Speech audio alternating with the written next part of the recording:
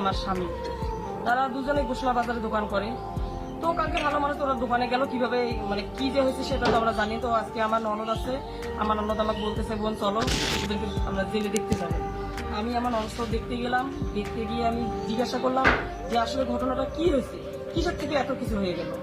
এখন আমার স্বামী আর আমার শ্বশুর বললো যে মা কোনো কিছু না, সামান্য 10 টাকার কারণে এত কিছু। আমি ছেলেটার কাছে মানে আমার অর্জিত যেটা টাকা আমি সেটাই চাইছি, আর ও আমার অর্জিত টাকা আমাকে দিবে না, আর না দেওয়ার কারণে এত কিছু হলো। আমি 10 টাকা মানে ছাড়বো না, আর ওই আমাকে 10 টাকা দিবে না। আর না দেওয়ার পরে তখন আমাকে বললো যে আমি আপনাকে দেখে নিই। তো আমি আর কিছু বলতে চাই না, আমি শুধু দর্শকের কাছে একটাই অনুরোধ করে যাই, আমি আমার শ্বশুর আমার স্বামীর যে নির্যাতন যে যে লাইলুটটা আমার দোকানে হয়েছে তার আমি সুষ্ঠু বিচার চাই। এ কেমন সমাজে বাস করছি আমরা, যেখানে একজন দরিদ্র সৎ মানুষ